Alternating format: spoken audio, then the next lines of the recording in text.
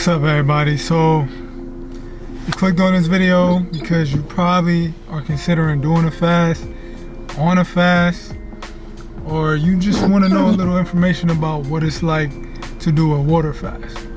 Well, I'm currently, as we speak, day 6 in on a water fast. It is currently 5:13 p.m.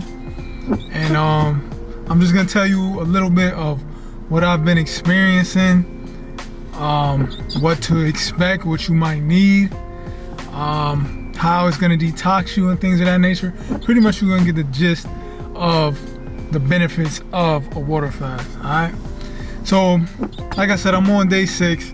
I'm going to day 7. This is my first water fast. Never thought I would have did one a day in my life. Forgive me if my energy is down. That's one of the byproducts of doing a water fast. So first off, let me tell you what you're gonna need if you are gonna do a water fast. First off, you can just do water, but I wouldn't recommend it because water flushes a lot of your electrolytes and minerals and things of that nature out.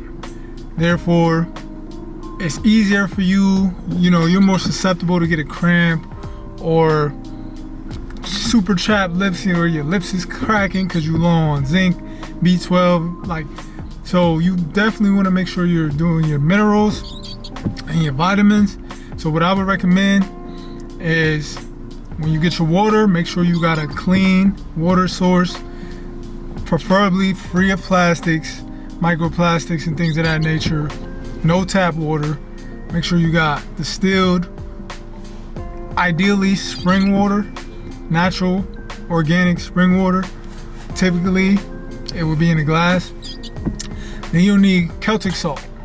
Celtic salt will help with the muscles, the cramping, your electrolytes. Celtic salt is imperative, all right? Don't forget that. Then magnesium and potassium. Because you're doing the Celtic salt and you're intaking more sodium, even though it's natural sodium, and it is good for you, it does have minerals and things of that nature in there, it's still a source of sodium. So you want to combat that with potassium. So you'll need potassium, and magnesium is good for the muscles to also further ensure that you don't get any cramps and anything like that.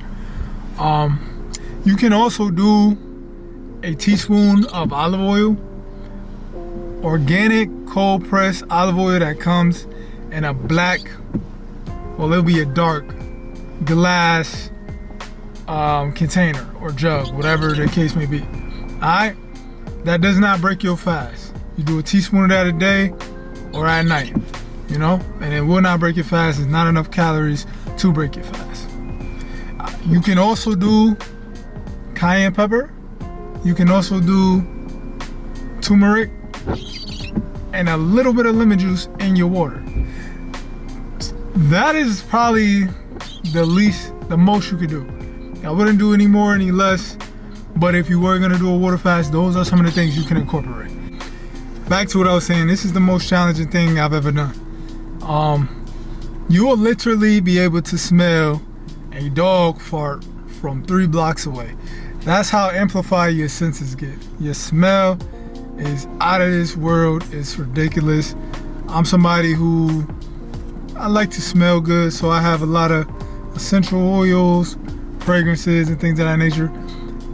A lot of them I will be throwing out because some of this, now when I wasn't fasting, I liked a lot of those scents. Once I fast and I can really genuinely pick up on some of these things, they smell synthetic, too strong, whatever, it's making me nauseous. So those are out of here. Alright. You'll be looking at food. Don't be on Instagram and stuff like that looking at food, because it'll tempt you.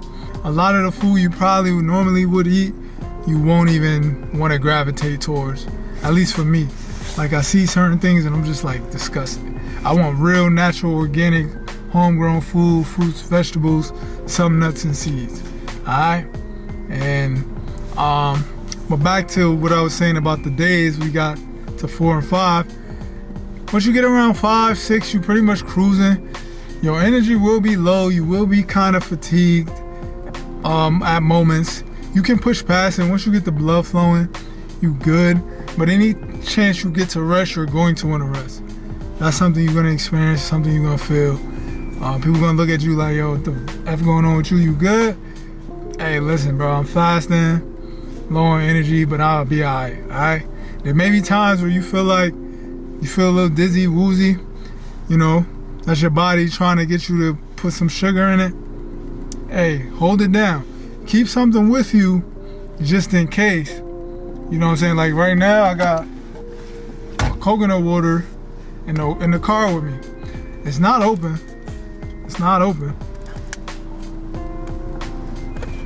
Now it is. You heard that snap? But this was just for, God forbid, I'm somewhere, grocery store, whatever, and like I'm freaking falling over. I got that with me just in case, but I knew I'd be alright. This thing is gonna cleanse your gut. It's gonna reset the gut. When you jumping off the fast, and before I even get to how to jump off the fast, oh man, when I've been using the restroom, I've been flushing parasites left and right. It's been ridiculous. You know what I'm saying? If I'm feeling weak, I know they're in a weak state. So this is the best time to flush those things out of your body with oregano, cloves for the babies, wormwood, black walnut and green walnut hull. You get them things up out of you real quick. They be like, yo, what's going on? And cinnamon, because they smart. They like to burrow into the muscle and the tissues. Well, guess what? You get that cinnamon. Cinnamon brings them to the surface. They thinking it's a feast. Oh, it's something sweet up there. Let's go. And then you hit them with that cayenne. Hit them with that oregano. You hit them with that wormwood and cloves and all that. But I digress. Alright. So when you jumping off the fast, you don't want to jump into a full meal or anything like that. You will either get nauseous, hurt yourself, and in some cases you can off yourself if you eat the wrong thing. You either want to jump back from a water fast on all organic fruit juices, do that for a day or two, maybe even 3 days, you know what I'm saying? And then introduce some solid fruits, introduce some fruits, you know, ideally your more watery, softer fruits. From there, okay, now you could probably start doing something like steamed broccoli, vegetables, things of that nature. Boom, after that, you can continue to expand your palate. Some people stop and do bone broth when they get off their fast. Not something really my cup of tea, because I don't eat meat, but that's something you can look into as well.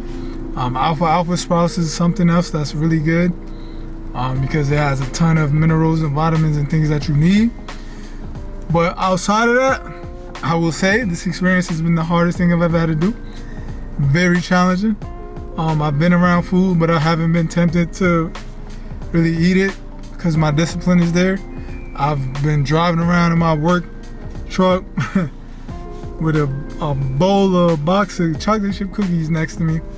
Didn't touch them. I'm not even really into chocolate chips, but when you're hungry, you'll eat anything. But I didn't touch them. So this is something you really got to be mindful of. Lock in. You really got to want it. Ideally, it'd be nice if you had an accountability partner or someone such as myself to help you get through these tough times and coach you through. But in the event of something like that, come back to these videos and know, yo, we're with you.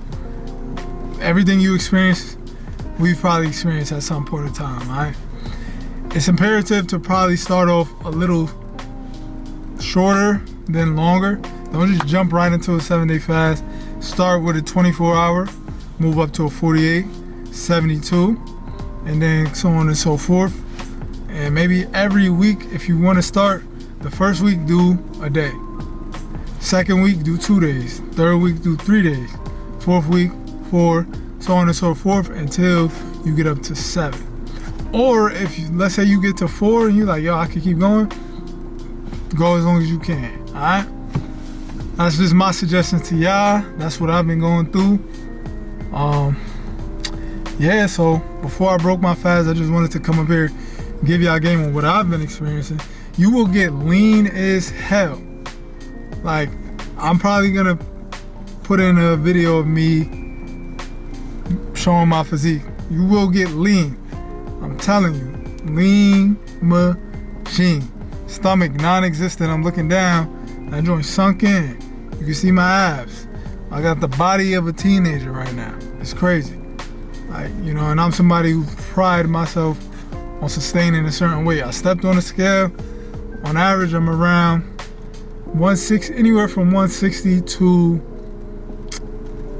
I'd say 80, 180. So I'm currently 150. I ain't been 150 since high school, bro. Freshman year. So that goes to show you're gonna be flushing a lot of things in your body that's just excess weight that you don't need. Alright?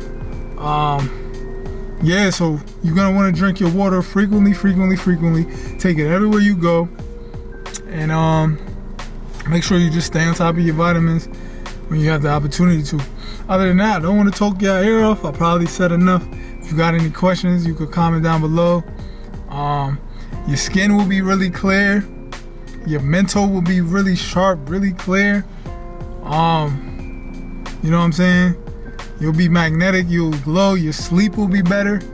There's a lot of benefits when your body's not pushing energy towards digesting food. So I just wanted to let that be known.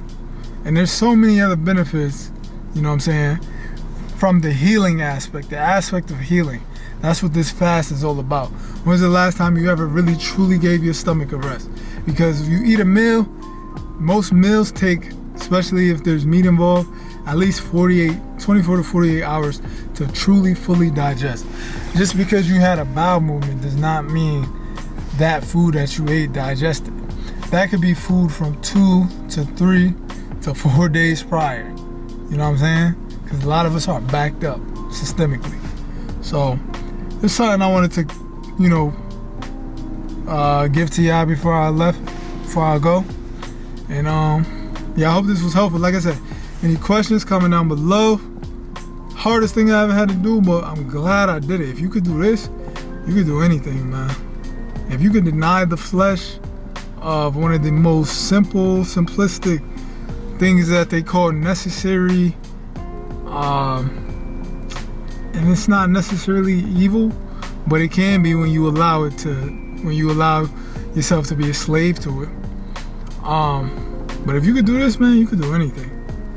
Only thing I've done that's harder than this is semen retention, and even that is not as hard as this. So I'm grateful I'm doing it. I only want to go further with this, and ideally one day I would like to go into the double-digit numbers. Alright?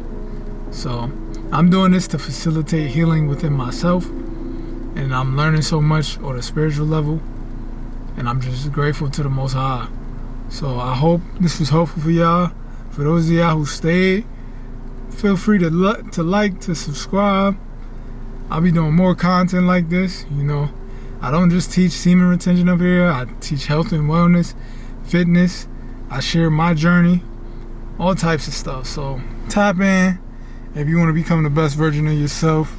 I'm gonna catch you on the next one. I love y'all, and God be with y'all, man. Till next time. Peace.